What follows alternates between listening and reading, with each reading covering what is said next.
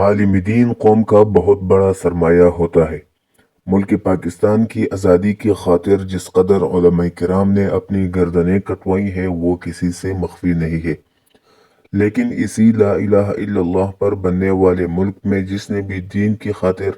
ناموس رسالت کی خاطر، ناموس صحابہ کی بات کی ہے، اس کو یہ مہنگا پڑا ہے۔ اگر کسی عالم نے حق کی بات کی ہے تو اس کے ساتھ جو ظلم ہوا ہے وہ یقیناً ناقابل بیاں ہے۔ پھر خواہ ان مظلومین میں 15 اپریل 2023 کو شہید ہونے والے مفتی عبدالشکور وفاقی وزیر مذہبی امور ہوں،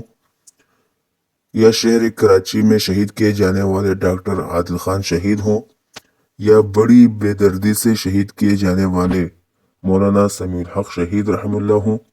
یا اعظم طارق شہید ہوں، یا علامہ یوسف بن نوری شہید ہوں، یا پھر کوئی اور شخص، یہ ظلم عوام کے ساتھ عموماً اور خواص کے ساتھ خصوصی طور پر ہوتا ہے۔ لیکن اس سے بھی بڑھ کر دکھ کی بات یہ ہے کہ اس قسم کے ظلم کے بعد مقتول کو اس طرح چھوڑ دیا جاتا ہے کہ جیسے وہ اس ملک کا باسی اور وفادار ہی نہیں۔ اداروں سے بڑی دردمندانہ اپیل ہے کہ اس قسم کے معاملات میں مکمل انکوائری ہونی چاہیے اور مکمل طور پر سنجیدگی کا مظاہرہ ہونا چاہیے۔